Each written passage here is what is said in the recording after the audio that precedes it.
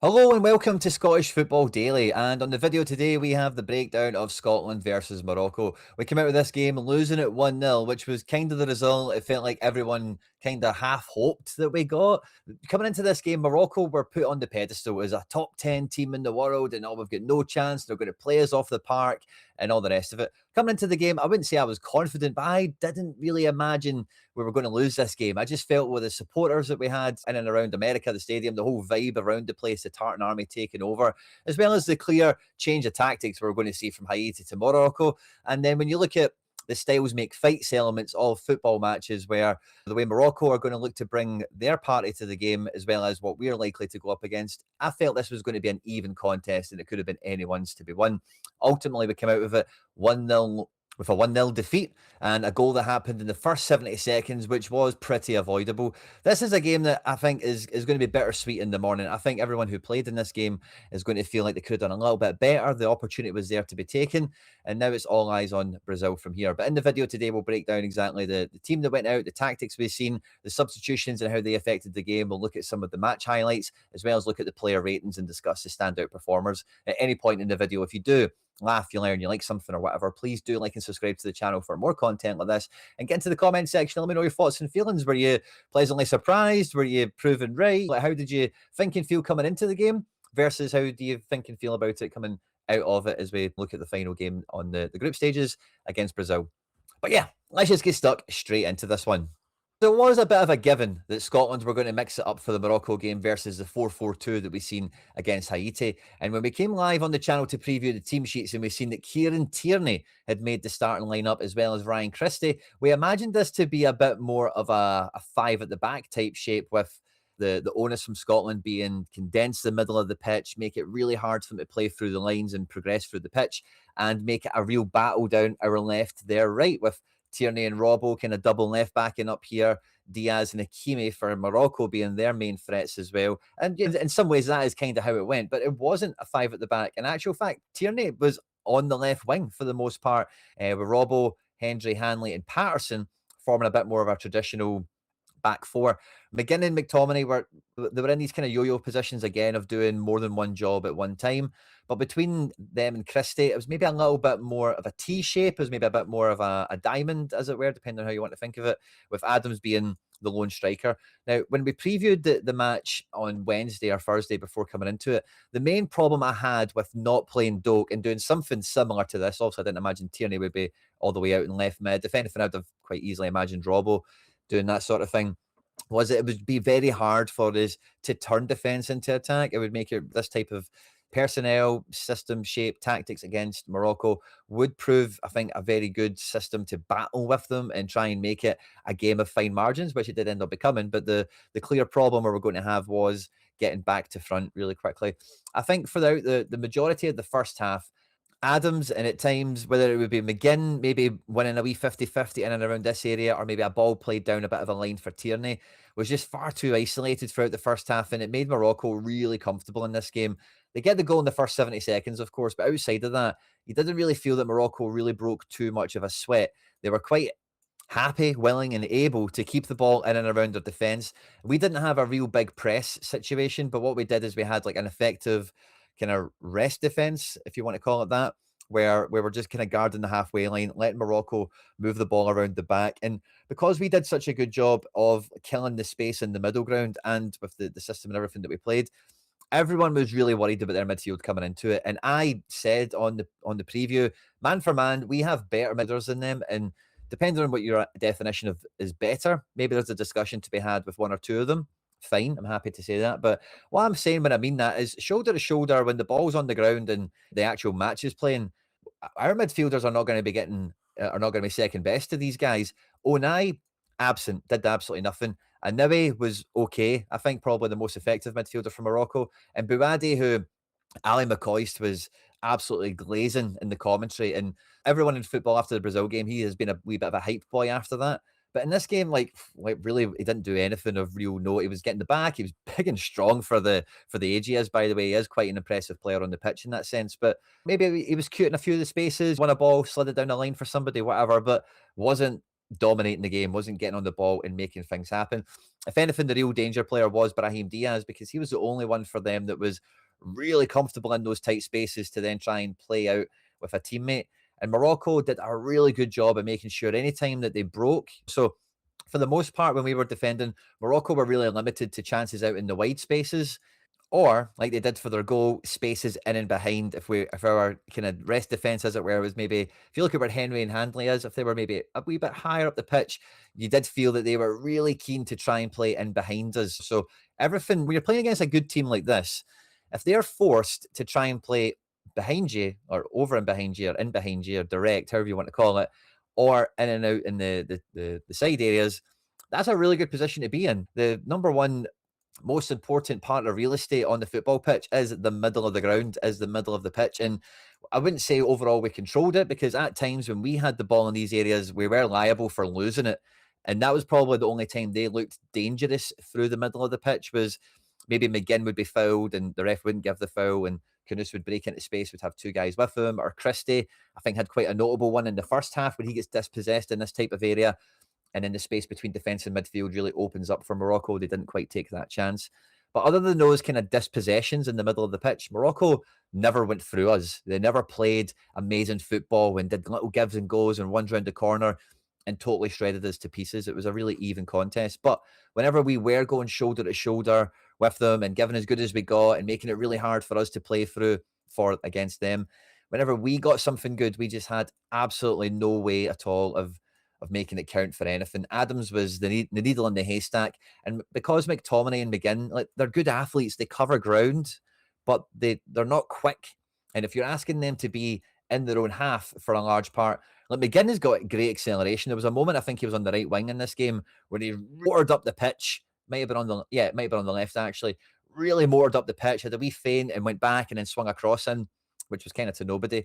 And that was a great example of what we spoke about with Doak. Like, Doak and Adams, when they counter attack, when they play together, they know the other one will be up with them. But if we're sending a ball to Adams to release pressure from the defence or to try and count, who's keeping up with him? Nobody. And if McGinn is going up, it's not the fact that Adams won't be able to keep up with him. Of course he will, but other Morocco players will be able to keep up with McGinn or McTominay. So we were just never really neutered in that regard, where we had no teeth, we had no bite, we had no ability to really threaten them, and it gave them the level of comfort that they displayed in the game. Even with the goal to one side, I think the game would have been quite similar. We might have had a bit of nervous energy in the first 10, 15 minutes because we conceded the goal, and obviously the fear is that the floodgates open. But I don't think it really changed Morocco. They seem to just keep going on. If anything, they might have been a wee bit more confident with the goal, but it didn't really pay them much. As I say, like, in the middle of the pitch, I don't want to say they were second best. I just don't think anyone got the bit. It was an even, yeah. Like, we didn't overly. I would say we went through the centre of the pitch more often than they did, and maybe were capable of doing it more than they were, but I wouldn't say we dominated the middle of the pitch. So quite an even contest. And then you're playing on the tight spaces out in the wide areas. Can you catch a fullback out of position? Can you then get the big man on the end of the cross? And we were well prepared to defend that type of game, and we did really well. Angus Gunn was brought into some really big moments in this game, but it's not as if it was raining down shots on him the whole match. My main problem and concern with the first match was, quite frankly, we didn't quite test the goalkeeper enough. We got a little flurry of shots before we got to halftime, which it felt like gave us a little bit of encouragement that, what, we're not out of this yet. It is only 1-0 at halftime, and despite us conceding in the first 70 seconds, if you knew you're going to get to halftime at 1-0, you'd probably be relatively content with that. With the manager and with the team clearly having a game of two halves mindset, strategy, and approach. Again, something we discussed in the preview when the team sheets came out, because Gannon Doak is clearly weapon from the bench later on. Never mind a few of the other players we have at our disposal. So the first half comes and goes. We come out for the second half and we make a change. It looks like Tierney picked up an injury. I don't know if it was him just strategically making sure there was a break in play so he could exit the game, and then we could bring Gannon Doak in on the 60th minute. But either way, he comes off in the 60th minute, not looking particularly too great. McGinn moves to the left. That might have been when we seen that kind of acceleration moment we spoke about. And then Gannon Doak comes on. Now, when Doak comes on, you do feel the lift in tempo. You feel that we've went up a gear, quite obviously. But I think the reality of Gannon Doak is what really comes to the fore here in this game. Because although he's a bright, promising talent, he's quick, he's strong, he's direct, he's brave, and he's clearly got elite level execution, he's not even played like 10 games in the Premier League at this point in his career for him being like a big prospect at Liverpool. Obviously played some games in the Championship and whatnot. But Mazraoui is a very experienced Champions League level fullback. And Gannon Doak maybe doesn't quite have enough stardust at his command yet to be that much of a force where he will just make sure something happens. And he was a threat. He did put them on the back foot. He did help us get up the pitch and get us up the pitch in numbers, actually, because when he's on the ball, there's just a bit more conviction from the supporting cast to get involved. But it just didn't amount to much. I think it was a little bit too little too late and maybe a little bit too much on just his shoulders. Again, this match, I don't know if it would have called for it. You would really need to be in training and know the players a bit better. But could we have maybe brought a Finlay Curtis into the equation as well, where you've got two wingers that are quite exciting and threatening, and just we're losing 1-0 at that point. It's not quite putting the goalkeeper up for the corner, which Gunn wanted to do at the end of the game and was told no. But could we have maybe just turned the dial up a little bit? We have Lyndon Dykes coming on for Shea Adams and Kenny McLean coming on for Ryan Christie in the 71st minute. Now, Lyndon Dykes, I don't mind coming off the bench in this situation, but Kenny McLean is a player that's going to slow the game down a little bit. Dykes has got good energy, and we've seen that in the Haiti game when he came on for, was it Shankland or Adams? I forget which. But he covers ground quickly. He's physical. He gets in people's faces. He is a handful. He is a good player to play off of. But when McLean comes on, you can see if you're watching it on TV, he tells McTominay, go up front. And McTominay goes up front from that point. And with Doak, Dykes now running the line, and McTominay having just like, you don't need to come back. I've got you, brother, kind of thing from McLean. We just felt more threatening. And at this time in the game, we're going forward, we're getting into the box, we're causing them some really big issues where they're making some really big decisions that weren't fouls, apparently, according to the referee. But we were definitely done out with one big decision. I don't think there's much discussion around that. There was a wee bit of a, we'll see it when we go through the highlights. McLean and Ferguson weren't too harmonious. You could tell they hadn't played too much together. And do you know, Hanley Hendry, Patterson came in for a wee bit of stick, I think. But Patterson, if you look at him through that Tony Ralston lens of, you need a guy to play right back. He needs to be big, strong, not really make any daft mistakes, and play the ball forward when he possibly can. Kind of just box ticked. He did his job in that regard. There was one or two chances where he was like high in the pitch and he turned back rather than attacking the box. It might be instruction. He might have a bit of a niggle or whatever. Again, Hickey didn't play this. Ralston comes off the bench later. Feels like we've got three right backs in the squad for a reason. Maybe Hickey and Patterson are both half fit. But anyway, we start to push forward and we start to ask them really big questions. They don't make their first substitutions until the 84th minute. And by that time, we're really knocking on the door. And you feel that with McTominay being a bit higher, with Dykes being quite close to him, and then again, we kind of know what he's doing. He can go into the wide spaces, but he's always involved in this kind of engine room situation. This felt like the balance. This felt like the shape we really should have started this game. And even if we score, even if we conceded in the first 70 seconds, that kind of getting back into the game mode that we had in the first half, I think Gannon Doak would have made a big impact on that. I really do. Adams over Dykes is kind of whatever, really. And McLean for Christie, again, is a little bit of whatever. But I think this is like tactics and instructions and personnel. It's Doak for Tierney, ultimately. And I thought we looked good. I thought we looked threatening. And I think that team that finished the game in the end up, towards the very, very end, McGinn comes off for Ross Stewart and Patterson comes off for Ralston. And Ralston just does Ralston stuff, doesn't he?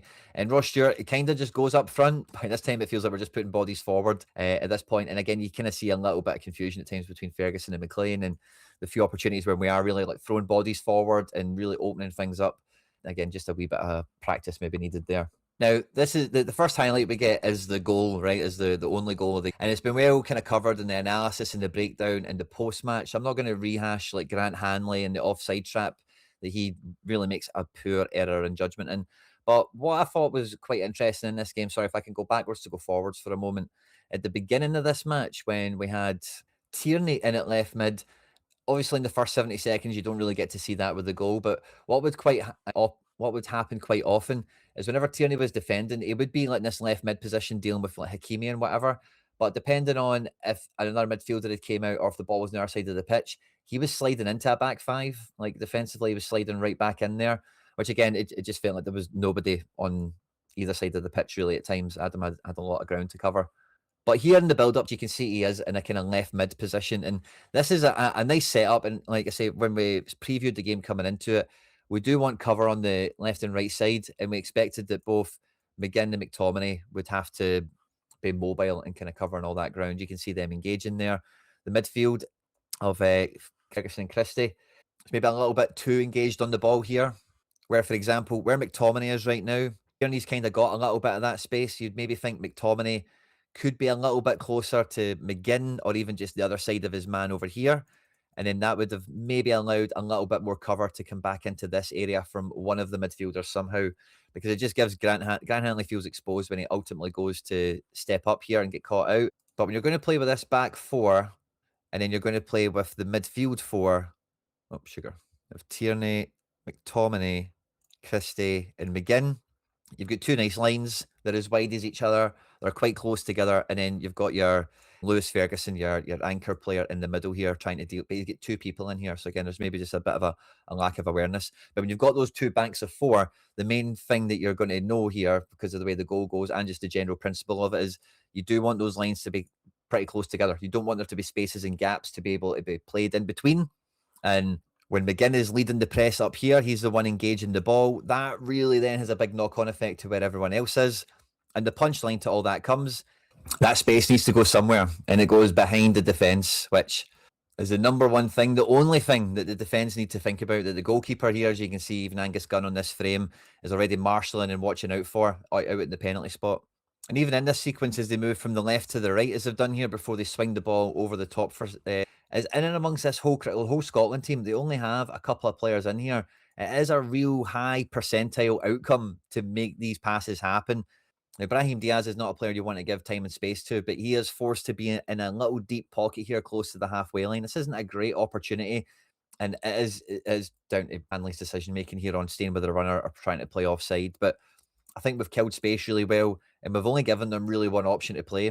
And this is one of the main routes to goal that they had in the match. Obviously, the goal comes from it, but this is a good sign of defensive organisation and a good level of team, a good level of team versus opposition. You're an even contest. This is the risk we face with this type of system because we don't have the pace. We need to build up play. What does that mean? We need to play the ball around defence and midfield and allow everyone to stretch out across the pitch and for us to build the little patterns, the spider web, where we can then try and play through and get to the final third with a couple of bodies. But when you do that, again, space doesn't disappear. It just goes somewhere. If you're going to stretch the team over the pitch, then there's just going to be huge acres of space around individuals. If you look at Ryan Christie here, he's got an absolute acre around him. This is one of those examples that we spoke about earlier that really did catch the eye when you were watching the game, for us being dispossessed and then having egg on our face looking for a free kick. So this turnover does come from really good pressing from Morocco, but the distance between the Scotland players is all over the place. There's not an easy pass here for Christie to make, because if you're going to go across the face of goal, if you're going to go into the middle of the pitch here, there's a lot of jeopardy to be had because of the gap that we've got across the defence, that if you lose the ball by passing it into here to anyone you want to think about, whether they lose it in the duel or the ball gets intercepted, then it's a gaping goal. We've got everyone kind of turning and running on you here. So I don't envy Christie the position he's found himself in here, but I would expect Scotland to be better organised here. Like, they really should know where the out ball is. There should be, and I'm trying to see if he's on screen or whatever, but there should be some sort of ball we can chip into, like a Kieran Tierney, or even if it's on a reverse back out this side of the pitch to McGinn. There should be something like that you could play here, or is like in the system, because when you're out like this and you then invite the press on, again, this should be something we know about, and we should be like, okay, well, if you're in the position here, the press is on, there's our blind exit. It should be out here in this left wing area. I'm looking at the back line. It's hard to see individuals, but this is Robbo, Hendry, Hanley, and Patterson. That's the back four. So yeah, this looks like Tierney, and then we've got State and Ferguson. So there should be three guys up on the other half of the pitch. And again, if there's not an obvious pass here, an easy pass, even you might be looking at Patterson and thinking he could reverse into that. But again, he's got a 1v1 out there, and then you maybe just got the whole side of the pitch for them to run through with the numbers of white shirts that are there. So a bit of a small example, but I just think this was the best example of us losing the ball and then them looking threatening through the middle. It didn't happen often, but it was the main way lose the ball here. And then there's, look at the gap between the defence. We've got, yeah, there must be Tierney dropping into false centre back. And this just gives me the heebie-jeebies when the middle centre back is the one here that's like poisoned to confront the ball. He's got a runner on him. The distance between it must be Hanley and Tierney is just like a fence. It's a big gate, isn't there, for someone to go through? So I think this was a really big chance for them. 3v3. You can see Chrissie's still on the ground saying, what the hell's going on, ref? And it just happened one time too often. Robbo's out of position because we're trying to stretch the game and put up. Same with Patterson. And from here, we really get let off. They just pass through us. And this is right off the training ground. Good defending, you've got to say, coming back here for Jack Hendry. Big chance missed there for Morocco. This next highlight for Morocco, we won't go through the full thing, but we get another great example of the tactics in the system working really, where their midfield, their playmakers, Nawi, Buadi, Onai, they're on the outside of the game here. If you look at the Scotland wall, as it were, the block that we have, the middle of the pitch is ours. We own it. Again, space doesn't disappear on a football pitch, it only moves. So all the space is behind, under the camera, if you can think about the perspective that we've got here, or same as the goal, behind the defence. Their players are all pretty isolated. They can have the ball in their own half here between the four of them pretty easily, and we're pretty content with that. And then when the ball comes out to this pocket here, again, they've only really got one option, and that's to play over us and then behind us. And you've got to say it's a really good run from very deep from this boy here to break through these lines, take 3 or 4 Scotland runners with him and get into the box. But it's not a too dissimilar chance from the goal itself, and we actually end up defending it pretty well. And Angus Gunn makes a bit of a save here. It's an absolute belter. And if you actually look at the way that it takes place, it is actually captured by Opta as a last man tackle from Angus Gunn here. So it's not even technically a save, which is kind of a good thing, but it was a crunch moment itself. And we get through the rest of the first half, and that's really what Morocco have got to offer. Balls down the side, balls over the top, a bit of quality in the box. Can they make something happen? And with us, we just don't really have too much going on. This is the first highlight where it looks like Scotland are going to attack. Patterson gets on the ball and chips it long, and you get a really good frame of what we actually have to play with. We've got the Morocco back three here. We've also got their midfield three as like two lines of three almost. Now the gap in between them is massive. There's lots of space to play into there. We've just played a long ball from Patterson, so he's just made everyone turn and run back. So that space is just given there. We've also won the free kick, but there's no, like, if we are playing that ball up there, I get Adams maybe running with a defender in a channel. This is probably for me the biggest decision in the match because it's a last man tackle, isn't it? It's a denial of a goal scoring opportunity in the SPFL. We've seen a bunch of these given domestically. I think the Austin Trusty one was a joke, to be honest. And then we've seen, I think it was Motherwell and St Mirren. There was a few more in the league. It felt like they had to justify the ridiculous one they gave, and they kept on giving them. But there's no talk about this in the aftermath. Like, there's no discussion about it. And from where I was sitting, I thought, well, he is going to be one-on-one with the keeper. He's going to beat D up for pace if he hasn't wiped out. He is booked for it. He does get a yellow card. We do get the free kick. The ref didn't give much. But I think out of all the big decisions, that's probably the biggest one. Because with VAR looking at that, the angle down the pipe, as it were, that would have been a one-on-one with the keeper that he's wiped out there. He's denied. But in this space here, there's no McTominay, even Tierney or Robbo, whoever's out wide left, they're still super wide. And if the ball is coming down this area, you'd like to see the movement start to become a bit more, either, sugar, wrong arrow, a little bit more incisive towards the ball a little bit, or someone's really breaking their neck on the wide option. McGinn's moving inside, so maybe you'd want this person to be going on the line fine. But there's just not enough for them to play with here. And that's the main thing I'm trying to highlight when I'm looking at this stuff in the first half for us is we had no intention, we had no real plan, no design on to attack this game with the team we started with.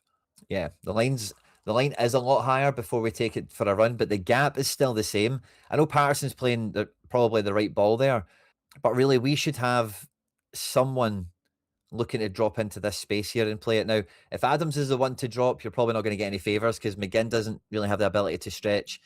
Is there the potential for someone to drop in and then switch out to Tierney or Robbo, whoever that is, out in the left wing there? I don't know.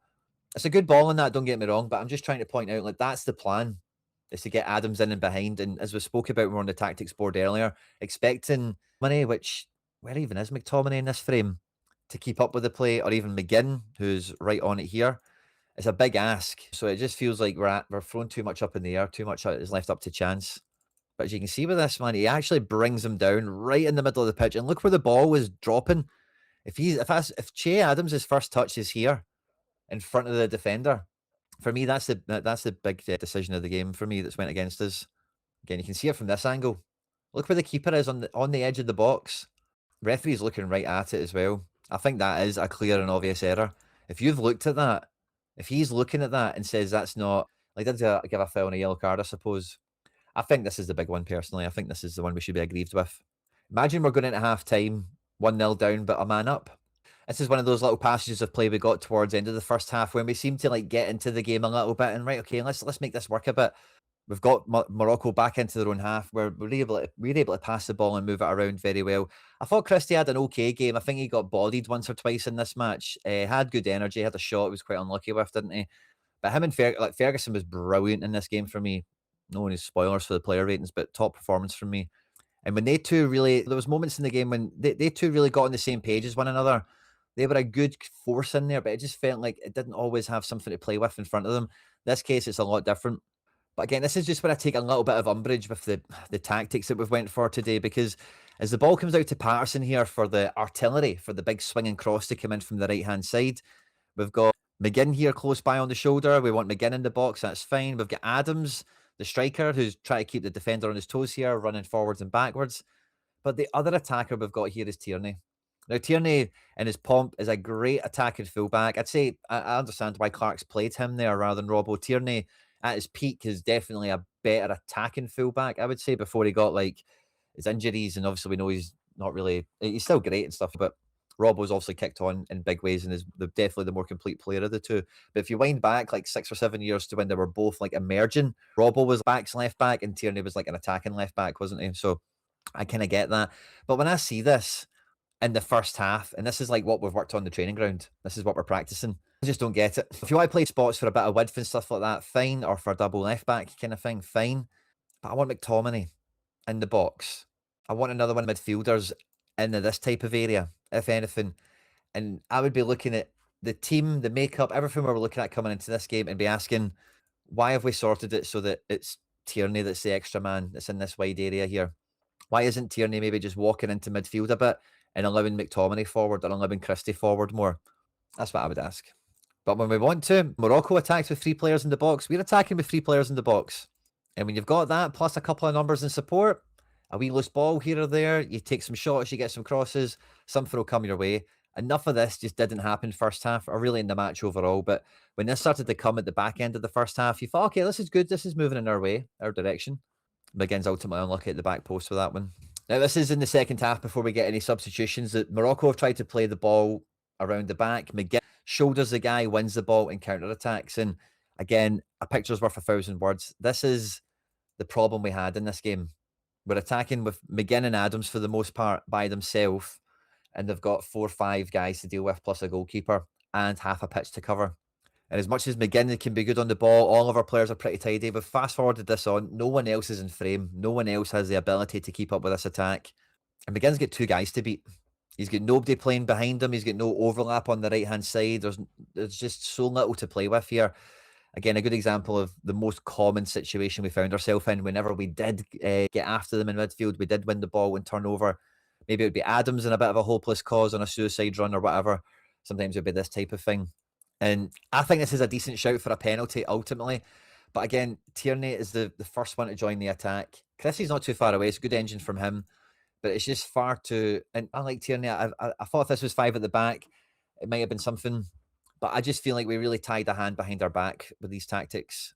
Attacking-wise, I think defensively it worked a treat. And there's a few angles on this one, but this is inside the box. It's clearly a foul. He gets none of the ball and takes him out. It's a foul. Oh, McGinn's face. Can we magnify that? Oh, no. Let's fix the magnification. Maybe that's the wrong way to do it. Thoroughly taken out there. I don't want to say it was too short because we did have, like, if we did sustain possession for like a couple of passes and we were able to work it, we did know how we wanted to play. This is probably our best chance before we make substitutions, where we've got McGinn and Tierney down the left-hand side here causing them some problems.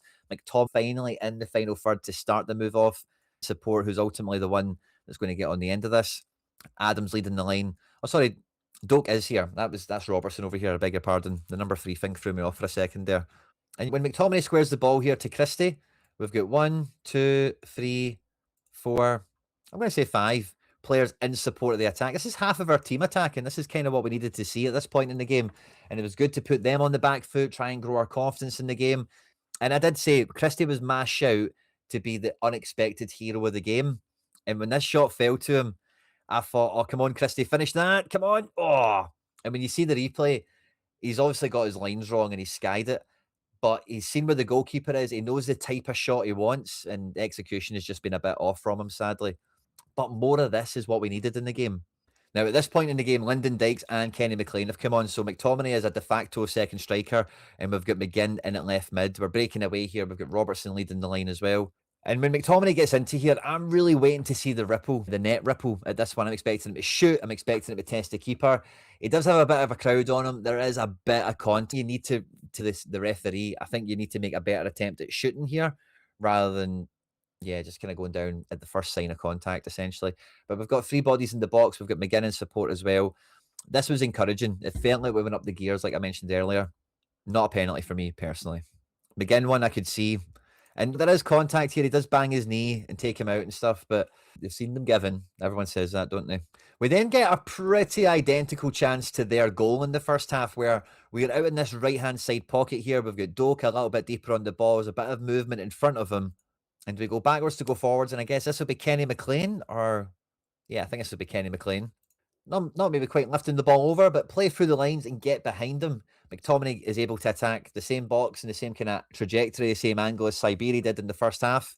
It gets a good shot away and it's a good block from the defender, but we're chapping at the door. We're really starting to make things happen. Again, three bodies in the box. I don't think McTominay's got an easy cross there to find any of them.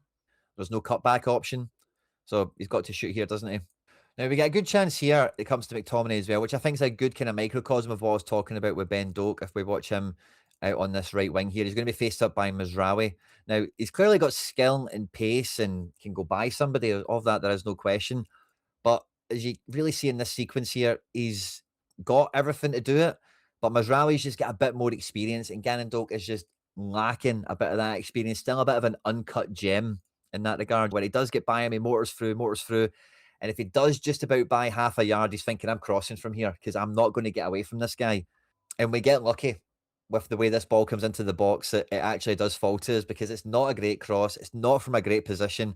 And although we've got four bodies in the box, Morocco have got 5 or 6. So it's not a great crossing situation. So a wee bit of luck, a wee bit of a break of the ball.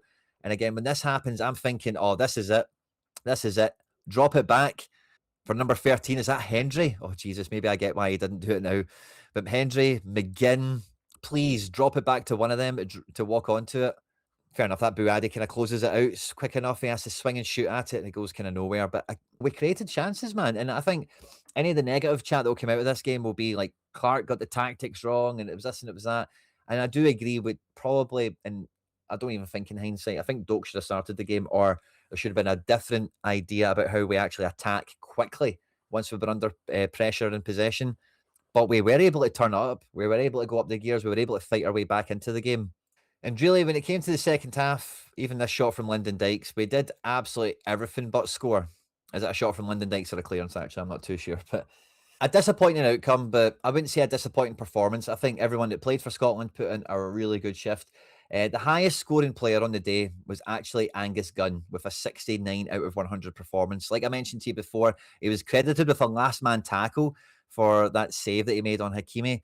He conceded a goal, of course. Outside of that, he only lost possession 6 times, which for a keeper playing long isn't actually that bad, to be honest. He made 22 passes. He made a save, one with inside the box, a diving save, a good high claim. Decent shift from the keeper here, I would say.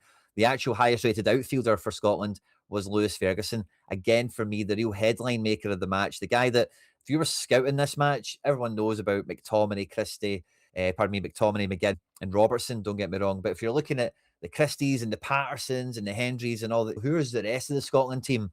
Ferguson's the name. I think if you've watched these last 2 matches, it really jumps off the page. Defensively, super sound. Was fouled. Like, in the last game, he was fouled 6 times. In this game, he was fouled 3 times. He also gave away a few fouls on top of that. He won 4 tackles. Again, one of our best defensive midfielder by a long way. He won 10 duels, lost 5, made 2 interceptions. On top of that, he took some corners. He had some set pieces as well. But he only missed 6 passes in the game, which I think is pretty damn good going for how involved he was in the middle of the pitch. He won accurate passes. 6 of them, 10% going to the final third. 3 balls into the box. That'll be corners, no doubt. Side of that, statistically, the centre backs did pretty well. This will be down to clearances and blocks and whatnot. Effective clearances and blocks, yep, for Hanley. He's won a few duels, not really involved in a high volume. Only 4 missed passes from him. We were actually we're not wasteful in possession. We didn't really, if we did lose the ball, they won the duel, didn't they? It wasn't too many wayward passes. There was one between Kenny McLean and Ferguson in the second half. Again, Christie, clearances, tackles, blocks, doing it all for the team. Not many duels involved, but he's won more than he lost. Again, decent pass count as well. Not much missed. And the rest of the team, it was just inefficient, really. I don't think any of them played bad, but there just wasn't that much to really write home about too much. If we look at the Morocco team for a quick moment, Bouadi, who everyone was like fearing in this game, did nothing. He won one duel, lost two passes, 15 just as much as any hours. This guy was impressive. El Anawi, the Roma midfielder, I thought he was really good in the game. His passing was way more effective, and defensive wise, he did a lot more for them. I thought he was the standout for the opposition. El Canus, I'm familiar with, and I thought was quite good. Diaz and Hakimi are obviously top shelf in Siberia on his way to sit on the bench at Bayern Munich. Is a good player as well. This is a game we could have won. This is a game we should have got something out of, I would say now in hindsight, as well as before the game. But I don't think we can feel too sorry for ourselves, because coming up next is Scotland versus Brazil. Now, I've been hearing people in the aftermath of Morocco saying that was the game that we were fearing. And now that we've not got humped in that game, we can go forward. I'll say it like I said earlier on. Football is very much a styles makes fights thing. What Morocco, and fair enough, Morocco looked really good against Brazil, right? But see what Brazil have that Morocco don't have. That is a big problem for us. They have individual world class talent in the wide areas and in the front line. Those guys that played for Morocco are good, but they're not on the same level as a lot of the guys in the Brazil team. Now, granted, they're not their vintage best self, and even Rafinha got injured in the last game against Haiti, so he will be out probably for the rest of the tournament, if not for the foreseeable future. So they're not vintage, they're not their best, but the style that they have and the level they have is something we should be way more scared of than what this Morocco team were built up to be. And I really hope we'll get to it as we get to it, but terrorism balling or whatever you want to call it, I'm all about it. I'm all about it. We're going to need something like that. We're going to need to either really sucker punch them in the first 70 seconds or try and like Diego Simeone our way into a draw or something like that. I feel bad we didn't get anything out of this game. I don't feel bad for the team or anything like that. I think we all played well. I'm not looking at anyone in the team and thinking he was a letdown, he did as bad. I don't think it was one individual moment or two you can see where someone would give the ball away or whatever, but I think everyone did a really good shift. And very small margins decided this in the end. I hope you've enjoyed this one. On screen there is some other stuff that I've made that YouTube thinks you might enjoy. If you haven't done so already, please do like and subscribe to the channel for more content like this. Do not forget to get into the comment section and let me know your thoughts and feelings. Stay out of trouble, and I will catch you on the next one.